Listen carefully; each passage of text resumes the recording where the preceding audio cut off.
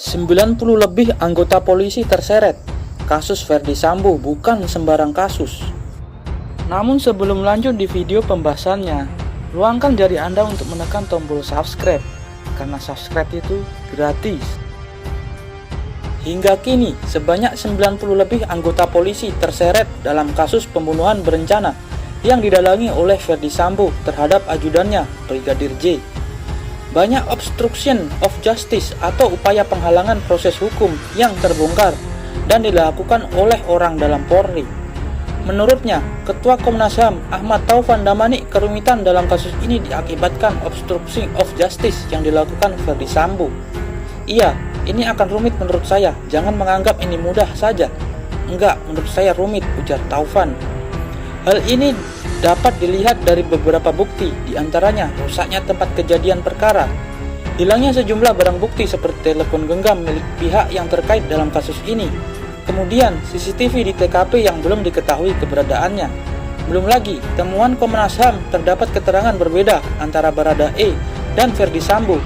Disebutkan Baradae mengaku selain dirinya, Ferdy Sambo juga ikut menembak Brigadir J. Namun keterangan itu dibantah mantan Kadif Propam Polri tersebut. Ferdy Sambo mengaku hanya memerintahkan Baradae untuk menembak Brigadir J. Kemudian juga dipersulit dengan pengakuan terbaru Bribka Rizky Rizal yang juga tersangka, kata Taufan, yang mengaku tidak melihat secara gamblang penembak Brigadir J.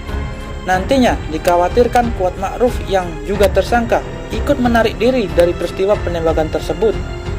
Artinya, hanya ada satu keterangan dari yang namanya Richard Baradae yang mengakui Sambo menembak, satu lagi keterangan dari Sambo yang menembak hanya Richard, ujar Taufan.